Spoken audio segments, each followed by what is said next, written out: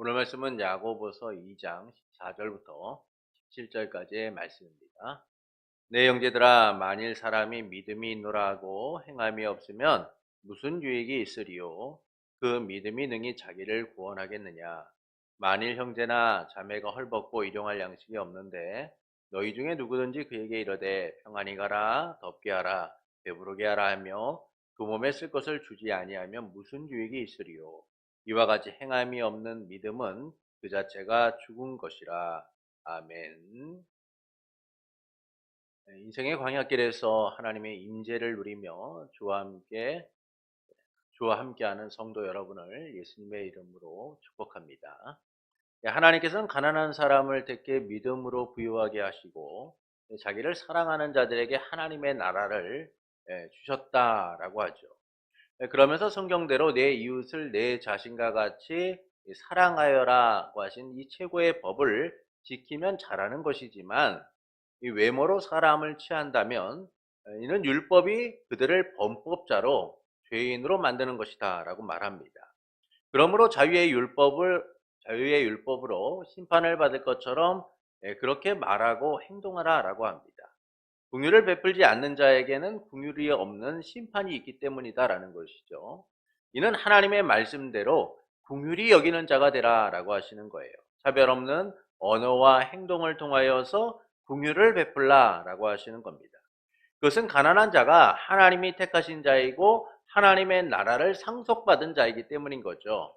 그래서 하나님께서는 성도를 압제하고 주의 이름을 모독하는 그 부자들을 대우하기보다는 하나님의 법을 따라서 이웃과 성도들을 사랑할 수 있어야 된다라고 말씀하십니다. 자기의 율법대로 심판을 받을 자처럼, 자유의 율법대로 심판을 받을 자처럼 말도 하고 행하라 라고 말씀하죠. 그렇지 않으면 긍휼이 없는 심판을 받게 되기 때문이다라는 겁니다. 그래서 긍휼이 행해야 함을 알려주고 계세요. 그리고 본문은 이제 행함이 없는 믿음에 대하여 말씀합니다. 사람이 믿음이 있다라고 하면서 행함이 없으면 무슨 유익이 있겠느냐라고 말씀합니다. 그 믿음이 자기를 구원하겠느냐라는 것이죠. 그러면서 예를 들어서 만일 형제나 자매가 헐벗고 일용할 양식이 없는데 누가 말하기를 평안히 가라, 더욱게 하라, 배부르게 하여라 하고 말만 하고 그 몸에 필요한 것을 주지 않는다면 무슨 유익이 있겠느냐라고 합니다. 이처럼 행함이 없는 믿음은 그 자체로 죽은 것이다 라고 하죠. 이를 통하여 말씀하시는 바는 무엇일까요? 립서비스라는 말이 있습니다. 그럴싸한 말로써 사람들의 비위를 맞추는 그런 것을 우리는 립서비스라고 하죠. 그런데 이런 립서비스와 같은 말을 우리는 종종 하죠. 이는 별 어려움이 들지도 않고 생색을 낼 수 있는 가장 쉬운 방법이기 때문이에요. 그래서 사람들은 말로써 누군가를 어루고 달래고자 습관처럼 때로는 형식적으로 아무런 감정도 없이 빈말을 하게 됩니다.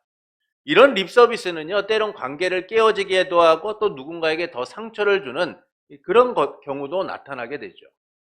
그리고 지금도 사람들은 어떤 책임의식도 없이 무의식적으로 립서비스를 하면서 그것으로 책임을 다했다라고 여기기도 합니다.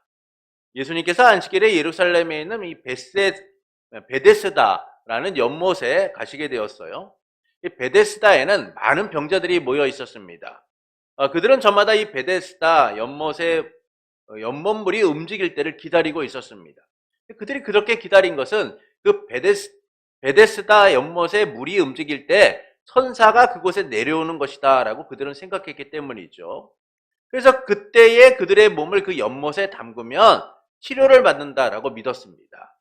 그래서 많은 병자가 연못을 바라보며 그 물이 움직이기를 기다리고 있었어요. 그리고 물이 움직일 때는 바로 달려가고자 했습니다. 그런데 그곳에 38년 된 병자가 있었습니다. 그는 38년 동안 누워있다 보니까 자기 몸을 거동할 수도 없고 아무것도 할 수 있는 일이 없었어요. 그냥 스쳐 지나가는 많은 사람들이 연못으로 뛰어들어가는 모습만을 볼 수밖에 없었습니다. 그의 상태를 걱정하고 말하는 이들도 있었을지도 몰라요. 그러나 아무도 그에게 도움을 주지 못했습니다. 그를 일으켜 세워 연못으로 옮기는 사람은 아무도 없었으니까요. 많은 이가 그를 안타까워하며 립서비스할 뿐이지 그의 삶에 직접 개입하는 이는 아무도 없었어요. 그런데 예수님께서 그가 누워있는 모습을 보시고 병이 오래된 줄을 아시고 내가 낫고자 하느냐라고 하시죠. 그러자 38년 된 병자는 물이 움직일 때 나를 연못에 넣어주는 이가 없었습니다 라고 얘기해요. 38년 동안 그 베데스다 연못에 누워 그곳에 들어가기를 바랬지만 누구도 그를 도와주는 이는 없었다는 것이죠. 그때 예수님께서 일어나 내 자리를 들고 걸어가라 라고 하십니다. 이 말씀에 그는 나아가 자리를 들고 걸어가게 되죠. 이처럼 주님께서는 세상처럼 립서비스하지 않으세요. 그분의 말씀은 실현되고 성취됨을 통하여 우리에게 은혜를 베푸시는 거죠. 주님께서는 삶에 직접적으로 개입하셔서 역사하시는 분이다라는 겁니다. 그리고 본문은 믿음이 있노라 하고 행함이 없으면 무슨 유익이 있겠느냐라는 말을 통하여 그 믿음이 능히 자기를 구원하지 못한다라고 말하죠. 형제나 자매가 헐벗고 굶주리고 있는데 평안히 가라, 덥게 하라, 배부르게 하라 아무것도 주지 않고 그렇게 말하는 것이 무슨 유익이 있느냐라는 거예요. 립서비스만 하는 것이 고통받는 이에게는 아무런 유익도 줄 수 없다라는 겁니다. 이처럼 행함이 없는 믿음은 그 자체로 죽은 것이다 라고 하죠. 이를 통하여 말씀하시는 바가 무엇일까요? 믿음과 행함에 대한 관계를 말씀해주고 있는 거예요. 믿음과 행함의 관계를 말씀합니다. 말과 행함에 대해 말씀하셨던 내용이 이 본문에서는 좀 더 구체적으로 이 말과 행함이 믿음과 행함이라는 측면에서 연결되어서 설명되고 있어요. 그래서 본문은 믿음이 있노라고 행함이 없으면 무슨 유익이 있느냐고 합니다. 이는 행함이 없는 무익함을 얘기하는 거예요.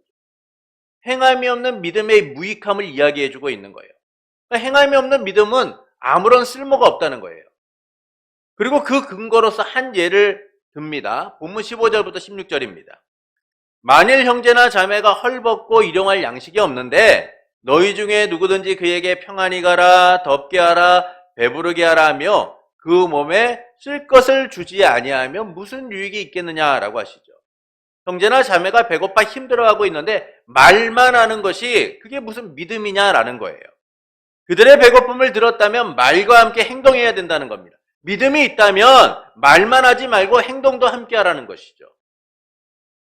그들의 고통을 벗어나게 하는 일이 중요하다라고 말씀해주고 있어요. 그렇지 않으면 그것이 우리에게 아무런 유익도 되지 않는다는 겁니다. 이처럼 말과 행함은 함께 가야 됨을 말해주고 있어요. 그래서 우리가 믿음이 있다라는 것은 말로만 하는 것이 아니라 그 말의 성취를 이뤄가는 삶, 행함을 이뤄가는 삶이 필요하다라는 겁니다. 그래서 말씀은 이와 같이 행함이 없는 믿음은 그 자체로 죽은 것이다 라고 말씀해요. 분명 살아있는 것 같은데 그것은 죽은 것 같다라는 겁니다. 그런데 왜 말만 하는 것이 죽은 것이라고 할까요? 믿음이 없는 무익한 것이라고 할까요? 그것은 주님의 정신, 하나님의 나라의 모습과 다르기 때문이에요. 예수님께서 산상수훈을 통하여서 하나님 나라의 법령을 선포하시고 하나님 나라 백성의 삶에 대하여 말씀하셨습니다. 그리고 마태복음 7장 12절에서 다음과 같이 말씀하시죠. 그러므로 무엇이든지 남에게 대접받고자 하는 대로 너희도 남을 대접하라. 이것이 율법이요 선지자니라. 이는 예수님께서 율법의 조항이 아니라 정신을 가르쳐주고 계신 거예요. 하나님 나라의 백성은 어떤 정신으로 살아가야 하느냐, 어떤 생활의 방법을 가지고 살아가야 되느냐, 그것은 율법의 정신을 따라 주님이 가르쳐주신 정신을 따라 하나님 나라 백성답게 살아가는 것이다라는 것이죠. 남에게 대접받는 것이 아니라 남을 대접함을 통하여 하나님 나라 백성의 의를 드러내는 것이다 라고 말씀하세요. 주님이 이렇게 말씀하시는 것은 서기관이나 바리새인들보다 더 나은 의가 우리에게 필요하다라는 겁니다. 당시의 서기관들과 바리새인들은요, 가식적인 말로 치장했던 사람들이죠. 그들은 가식적인 말과 행동을 통하여서 자기들의 의로움을 드러내고자 했던 사람들이에요. 근데 예수님은 그와 같은 사람들과 다른 보다 나은 의를 우리에게 말씀해주고 계신 거예요. 이것이 바로 하나님 나라의 모습이고 하나님 나라 백성의 삶이라는 겁니다. 가식적이고 형식적인 의를 드러내는 것이 아니라 진정한 의, 하나님 나라의 의, 대접받고자 하는 것이 아니라 대접하는 이들이 되어야 된다라고 말씀하고 있는 것이죠. 하나님의 나라는 누군가로부터 대접받는 나라가 아니라 대접하는 나라인 거예요. 그렇게 예수님께서는 하나님 나라 백성된 성도가 그 정신으로서 누군가를 대접해야 된다는 겁니다. 말만 하는 것이 아니라 행동을 통하여서 하나님 나라 백성임을 나타내라고 말씀해주고 있는 것이죠. 그러나 이 일은 쉬운 일이 아닙니다. 세상은 대접하기보다는 대접받으려고 하니까요. 말로만이라도 생색을 내려 해요.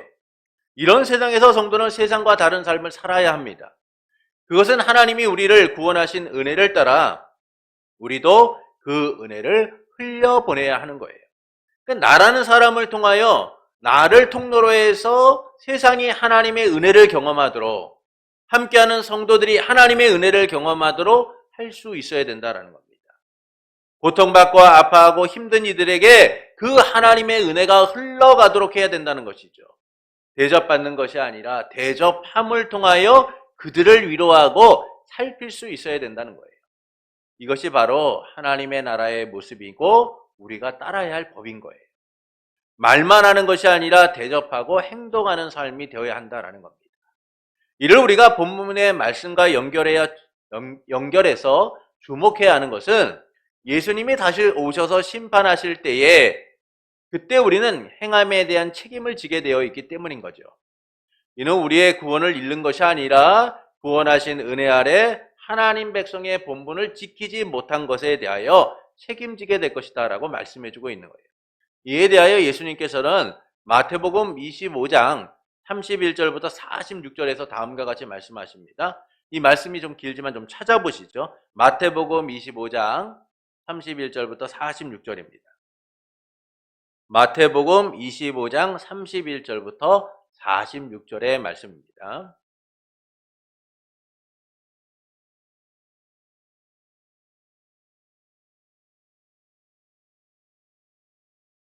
마태복음 25장 31절부터 46절의 말씀입니다. 이 말씀을 함께 읽어보겠습니다. 인자가 자기 영광으로 모든 천사와 함께 올 때에 자기 영광의 보좌에 앉으리니 모든 민족을 그 앞에 모으고 각각 구분하기를 목자가 양과 염소를 구분하는 것 같이 하여 양은 그 오른편에 염소는 왼편에 두리라. 그때 임금이 그 오른편에 있는 자들에게 이르시되 내 아버지께 복받은 자들이여 나와 창세로부터 너희를 위하여 예비된 나라를 상속받으라. 내가 줄일 때에 너희가 먹을 것을 주었고 목마를 때에 마시게 하였고 나그네 되었을 때에 영접하였고 헐벗었을 때에 옷을 입혔고 병들었을 때에 돌보았고 옥에 갇혔을 때에 와서 보았느니라. 이에 의인들이 대답하여 이르되 주여 우리가 어느 때에 주께 줄이신 것을 보고 음식을 대접하였으며 목마르신 것을 보고 마시게 하였나이까? 어느 때에 나그네 되신 것을 보고 영접하였으며 헐벗으신 것을 보고 옷 입혔나이까? 어느 때에 병드신 것이나 옥에 갇히신 것을 보고 가서 배웠나이까 하리니 임금이 대답하여 이르시되 내가 진실로 너희에게 이르노니 너희가 여기 내 형제 중에 지극히 작은 자 하나에게 한 것이 곧 내게 한 것이니라 하시고 또 왼편에 있는 자들에게 이르시되 저주를 받을 자들아 나를 떠나 마귀와 그 사자들을 위하여 예비된 영원한 불에 들어가라. 내가 줄일 때에 너희가 먹을 것을 주지 아니하였고 목마를 때에 마시게 하지 아니하였고 나그네 되었을 때에 영접하지 아니하였고 헐벗었을 때에 옷을 입히지 아니하였고 병들었을 때에 옥에 갇혔을 때에 돌보지 아니하였느니라 하시니 그들이 대답하여 이르되 주여 우리가 어느 때에 주께서 줄이신 것이나 목마르신 것이나 나그네 되신 것이나 헐벗으신 것이나 병드신 것이나 옥에 갇히신 것을 보고 공양하지 아니하더이까? 이에 임금이 대답하여 이르시되 내가 진실로 너희에게 이르노니 이 지극히 작은 자 하나에게 하지 아니한 것이 곧 내게 하지 아니한 것이니라 하시니라. 그들은 영벌에 의인은 영생에 들어가리라 하시니라. 예수님께서는 지극히 작은 자에게 한 것이 예수님께 한 것이고 지극히 작은 자에게 하지 않은 것이 그분에게 하지 않은 것이다 라고 말씀하세요. 이는 경고의 메시지로서 그들이 구원을 잃게 된다라는 게 아니에요. 구원받은 백성답게 살지 못함에 대한 경고인 겁니다. 하나님 나라 상속자답게 살지 못한 삶에 대하여 경고하고 계시는 거죠. 너희가 정말 하나님 나라 백성이라면, 하나님의 택한 백성이라면, 의인이라면 지극히 작은 자에게 그 사랑을 베푸는 일이야말로 내게 한 것이다. 너희는 이렇게 살아야 된다라고 말씀하고 있는 거예요. 자녀가 자녀답게 살지 못하면 부모에게 혼나는 것이 당연하듯이 하나님 나라 백성답고 자녀된 우리가 그렇게 살지 못하면 혼나게 되어 있는 거예요. 그래서 주님은 자녀답게 하나님 나라의 상속자답게 살라라고 말씀하고 있는 거예요. 이것은 우리가 구원을 잃는다는 게 아니에요. 하나님의 구원을 누리지만 우리의 행위에 대하여 책임을 물게 될 것이다 라고 말씀해주고 있는 겁니다. 용서받을 수 없는 죄인 된 우리를 은혜로 구원하셨으니까요. 용서받을 수 없는 우리의 아픔과 상처를 품고 살리신 분이 주님이시기 때문인 거죠. 그래서 주님은 우리가 그 은혜를 받은 대로 그 은혜를 누군가에게 베풀기를 원하시는 거예요. 그것은 지극히 작은 자 하나에게 한 것이 바로 죽게 한 것이기 때문인 거죠. 이처럼 우리는 하나님의 은혜로 구원받은 자, 하나님의 나라를 상속한 자로서 그에 맞는 삶을 살아야 합니다. 세상에서 대접받으려고 하는 것이 아니라 높은 자리에 앉아서 낮은 자를 바라보고 무시하는 것이 아니라 대접하는 낮은 자리에 대접하고 낮은 자리로 내려가 그들을 품을 수 있는 자들이 되어야 한다는 것이죠. 그렇게 살지 못하면 우리는 믿음이 없는 그런 삶을 살아가고 있다라는 거예요. 그래서 야고보는 행함이 없는 믿음은 그 자체로 죽은 것이다 라고 말합니다. 믿음이 있다고 말하면서 행함이 없다면 그것은 죽은 것이라는 것이죠. 이처럼 믿음이 있다라고 하면서 말로만 하는 것은 아무런 유익이 없는 거예요. 우리의 유익은 믿음과 함께 동반될 때에 그것이 가치를 갖고 있는 거예요. 성도답게 살아갈 때 우리의 믿음이 복된 겁니다. 이는 구원받기 위함이 아니라 구원하신 은혜에 대한 반응이며 하나님 나라 백성의 삶을 풍성히 누리는 방법이기 때문이죠. 하나님의 나라를 이뤄가고 하나님의 나라를 확장시키고 하나님의 나라를 드러내는 삶이기 때문인 거예요. 이를 위해 하나님께서는 독생자 예수 그리스도를 우리에게 주셨습니다. 무가치하고 부패한 우리를 위해 하나님은 가장 소중한 독생자 예수 그리스도를 내어주신 거죠. 세상 죄를 짊어질 하나님의 어린 양으로서 예수님은 무자비하고 악한 죄인들에 의하여 우리에 의하여 십자가에 달리신 거예요. 조롱과 멸시의 십자가를 지신 주님은 십자가에서 물과 피를 다 쏟으시며 우리의 구원을 이루신 겁니다. 그리고 그 위대하신 사랑 안에서 우리는 자녀가 되고 백성된 삶을 살아가게 된 것이죠. 이처럼 하나님께서는 말로만 우리의 구원을 이루신 게 아니에요. 하나님은 약속하셨고 또한 그 약속을 이루기 위하여 자신의 가장 소중하신 독생자 예수 그리스도를 내어주심을 통하여 우리의 구원을 이루셨다라는 겁니다. 우리를 살리신 거죠. 그리고 주님은 믿음으로 살아가는 우리에게도 그렇게 하라라고 말씀하고 있는 거예요. 말로만이 아니라 행함을 통하여 주님이 주신 은혜를 드러내고 믿음의 삶이 무엇인가를 나타내라고 말씀하고 있는 것이죠. 세상처럼 대접받는 삶이 아니라 대접하는 삶, 말만 하는 것이 아니라 사랑을 실천하는 삶, 믿음과 행함의 일치를 이루는 삶, 그것이 바로 구원받은 자의 삶이고 성도의 삶이라는 겁니다. 그래서 우리는 주 예수 그리스도 안에서 그 사랑을 기억하며 말만이 아니라 행함을 이룰 수 있는 자들이 되어야 하는 거예요. 믿음과 행함은요, 함께 하는 겁니다. 행함은 믿음의 열매이기 때문이에요. 만약 우리가 믿음이 있다라고 하면서 아무것도 하지 않는다고 한다면 누군가의 상처와 아픔을 외면하고 살아가고 있다면 그거는 우리에게 아무런 유익이 되지 않아요. 오히려 그들보다 우리가 더 불쌍한 인생으로 살아가고 있는 건지도 몰라요. 그래서 주님은 행함이 없는 믿음은 그 자체로 죽은 것이다 라고 말씀하면서 우리가 우리에게 행함이 있는 삶을 요구하고 계신 거죠. 그래서 우리는 하나님께 받은 그 은혜를 세상 속에 흘려보내는 자들이 돼야 돼요. 성도에게 흘려보내고 우리의 이웃에게 흘려보내서 우리의 믿음이 얼마나 가치 있고 위대한가를 나타낼 수 있어야 하는 겁니다. 이를 통해 하나님께서는 우리가 어떻게 살기를 원하실까요? 행함이 있는 믿음이 되기를 원하세요. 행함이 있는 믿음이 되기를 원하십니다. 우리가 행함에 대해 깊이 이해하는 것은 행함이 구원을 이루기 위한 것이 아니다라는 것을 알아야 됩니다. 행위 구원을 주장하는 이들은요, 구원받기 위해서는 이 믿음과 함께 행함이 반드시 있어야 된다라고 얘기해요. 행위가 구원을 위한 충족 조건처럼 이야기합니다. 그러나 구원은 행함을 통해 이루어지는 것이 아닙니다. 은혜로 이루어지는 것이죠. 여러분, 우리가 어떤 행위를 했기 때문에 구원받은 하나님의 자녀가 된 겁니까? 그렇지 않아요. 하나님께서는 무조건적인 선택을 통하여 우리를 택하시고 구원의 은혜를 베푸신 거예요. 이처럼 구원은 오직 은혜로서 주어진 겁니다. 그래서 우리는 이 은혜 아래 자녀되고 백성된 자로서 반응하는 삶이 되어야 하는 것이죠. 만약 우리가 자녀가 되었음에도 행함으로 구원을 받는다면 이는 세상보다 못한 거예요. 자녀가 잘못했다고 버리는 부모가 어디 있습니까? 여러분, 자녀를 낳았으면 그 자녀가 잘못해도 끊임없이 그 자녀로 바르게 키우기 위하여 부모는 애써요. 어떤 부모도 자녀가 잘못했다고 버리는 경우는 없어요. 만약 버리는 부모가 있다면 그는 부모가 아닌 거죠. 하물며 하나님께서 우리를 구원하셔서 자녀 삼으셨는데 행함을 우리가 온전히 이루지 못한다고 해서 버리신다면, 박탈하신다면, 우리의 구원을 버리고 박탈하신다면 이건 말도 안 되는 거죠. 사랑이 많으신 하나님은 절대 그런 분이 아니신 거예요.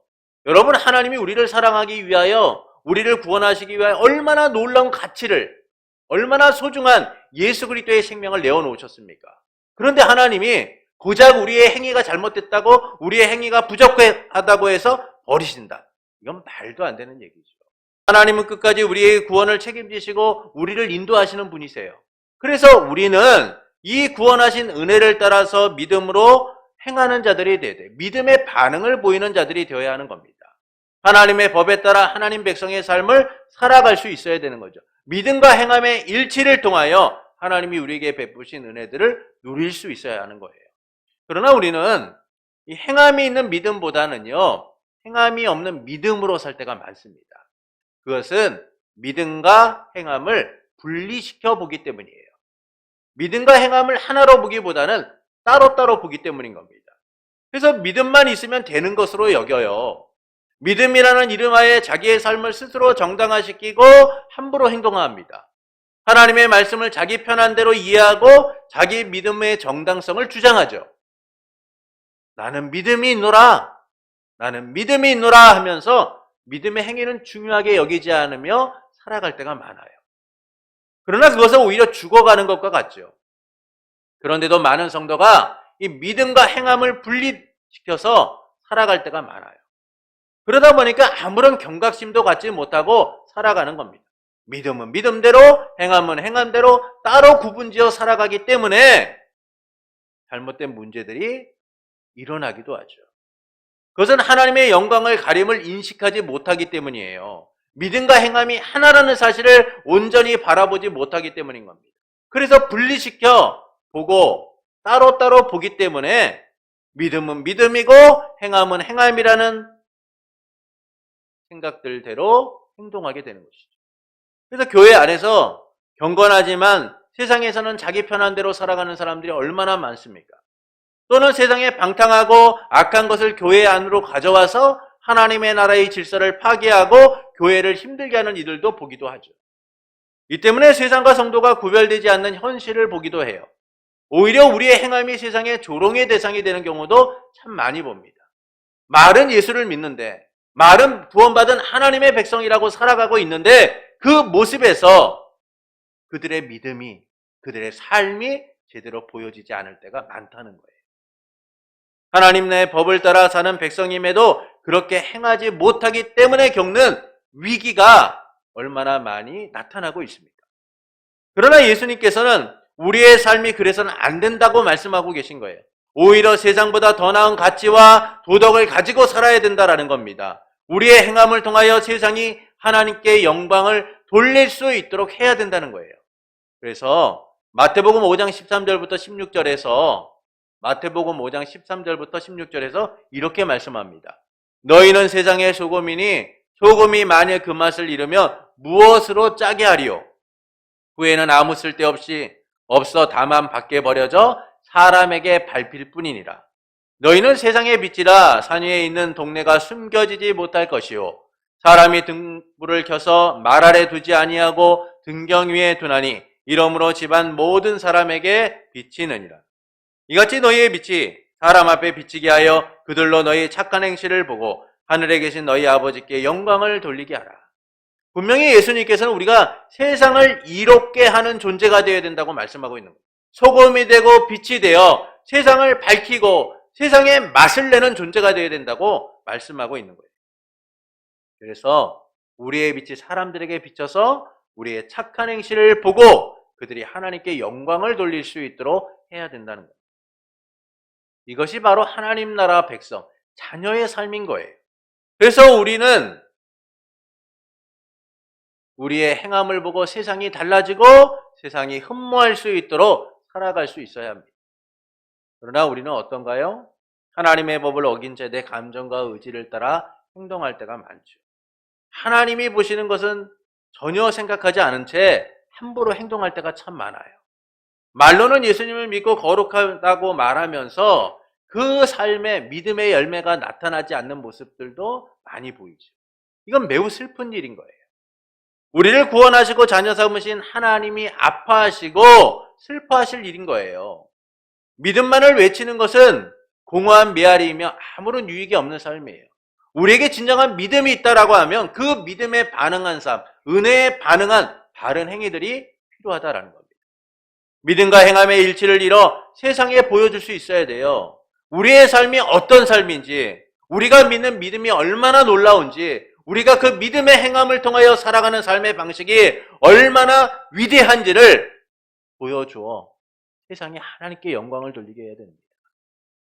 조금씩 내 삶에 변화를 주어야 하는 것이죠. 그때 하나님께서 우리의 힘이 되셔서 성도답게 살아가도록 만드시는 거예요. 삶에 놀라운 변화가 일어나도록 만드시는 겁니다. 그러므로 말만 하는 믿음이 아니라 행함이 있는 믿음으로 사는 성도가 되는 것은 어떨까요? 유익이 없는 믿음이 아니라 믿음과 행함으로 유익이 있는 삶을 사는 성도가 되시는 것은 어떨까요? 사랑하는 성도 여러분, 믿음이 있다고 하면서 행함이 없으면 무슨 유익이 있느냐라고 하면서 믿음의 행위는, 행함이 없는 믿음은 그 자체로 죽은 것이다 라고 말합니다. 이는 믿음과 행함의 관계를 알려주면서 하나님 백성의 삶이란 믿음과 행함의 일치가 이루어져야 됨을 우리에게 알려주고 있는 것이죠. 결국 믿음과 행함은 분리된 것이 아니라 함께 이루어져야 된다는 거예요. 그래서 본문은 행함이 없는 믿음이 우리에게 무슨 유익이 있느냐라고 먼저 묻습니다. 형제와 자매의 아픔을 보고도 말로만 하는 것은 아무런 유익이 없다는 거예요. 그 자체로 죽은 것이라고 하죠. 이는 주님의 정신, 하나님 나라의 모습과 다르기 때문인 거예요. 예수님께서는 하나님 나라의 법령을 선포하신 후에 백성의 삶이란 남에게 대접받는 것이 아니라 대접하는 삶임을 우리에게 말씀해 주고 계세요. 이는 율법의 정신을 따라서 주님이 가르쳐 주신 하나님 나라의 법을 따라서 백성답게 살아야 됨을 말씀해 주고 있는 것이죠. 세상보다 나은 의를 보여줄 수 있어야 된다는 거예요. 이를 우리가 유념하여 따라야 하는 것은 예수 그리스도께서 다시 오실 그때에 우리 모두는 그분의 심판대 앞에 서게 될 것이기 때문입니다. 그때 우리는 구원을 잃지는 않지만 우리가 바르게 행하지 못한, 우리가 믿음대로 살지 못한 그 일에 대하여 책망받게 될 거예요. 그래서 우리는 믿음과 행함의 일치를 통하여 주님의 뜻을 이뤄가는 이들이 되어야 됩니다. 우리 가운데 이뤄진 하나님의 나라를 드러내고 보여줌을 통하여 우리가 믿는 믿음이 무엇인가, 우리가 바라보고 있는 이 하나님 나라의 모습이 무엇인가를 세상 가운데 보여줄 수 있어야 하는 것이죠. 행함을 통해 믿음의 열매를 맺어가는 삶이 되어야 하는 거예요. 이는 하나님께서 주 예수 그리스도를 내어주심으로 우리를 자녀 삼으셨기 때문이에요. 이 은혜 아래 우리는 날마다 반응하는 삶이 되어야 돼요. 내 것을 나누는 것, 누군가의 아픔을 살펴주는 것을 당연하게 여기며 하나님의 사랑과 은혜에 반응할 수 있어야 하는 겁니다. 이를 통해 하나님께서는 우리가 어떻게 살기를 원하실까요? 행함이 있는 믿음이 되기를 원하시는 거죠. 그러나 우리는 행함이 있는 믿음보다 행함이 없는 믿음으로 살 때가 많아요. 그것은 믿음과 행함을 분리시켜 보기 때문이죠. 그래서 교회 안에서 거룩하고 선한데 막상 세상의 삶은 엉망인 사람들을 많이 봐요. 또 믿음이 있다라고 하면서 교회의 질서를 파괴하고 힘들게 하는 이들도 보게 됩니다. 그것은 믿음과 행함을 분리시켜 보기 때문이에요. 따로따로 보기 때문인 겁니다. 정말 믿음이 있다면 행함은 어떤 것인가를 바로 보게 되면 우리는 그렇게 살 수 없어요. 믿음을 통해 행함의 바른 열매들을 맺어가게 될 수밖에 없어요. 그러나 우리는 그렇게 살지 못해요. 분리시켜 보기 때문에 끊임없이 이 믿음과 행함의 충돌이 일어나고 믿음이 행함이 없는 삶을 살아갈 때가 많죠. 그러나 주님은 우리가 믿음과 행함의 일치를 통하여 자녀답게 살기를 원하시는 겁니다. 백성답게 살아가기를 원하세요. 이는 구원받기 위함이 아니라 구원하신 은혜에 대한 반응인 거예요. 자녀이기 때문에 자녀답게 살아가는 것은 당연한 거잖아요. 우리도 그렇게 살아가야 된다라고 말씀해주고 있는 겁니다. 그러므로 말만 하는 믿음이 아니라 행함이 있는 믿음으로 사는 성도가 되는 것은 어떨까요? 유익이 없는 믿음이 아니라 믿음과 행함으로 유익을 이뤄가는 복된 성도가 되시는 것은 어떨까요? 그 삶을 통해 우리는 하나님께 영광을 돌리는 삶을 살아가게 될 겁니다. 세상에 소금과 빛이 된 삶이 무엇인가를 보여주게 될 거예요. 세상이 흠모할 만한 주의 백성, 성도로 살아가게 될 겁니다. 믿음과 행함. 이 삶이 우리가 살아있음을 증명하는 것이고 우리의 믿음을 나타내는 아주 귀한 삶임을 우리는 항상 기억하며 살아가야 할 것입니다. 그러므로 믿음이 있노라고 하며 말만 하는 것이 아니라 행함을 통해 성도답게 살기를 원하는 여러분에게 말씀대로 행하시고 이루시고 적용하신 삼일체 하나님으로 인하여 날마다 믿음의 선한 행실을 이뤄 하나님께 영광을 돌리는 삶이 되기를 예수님의 이름으로 축원합니다.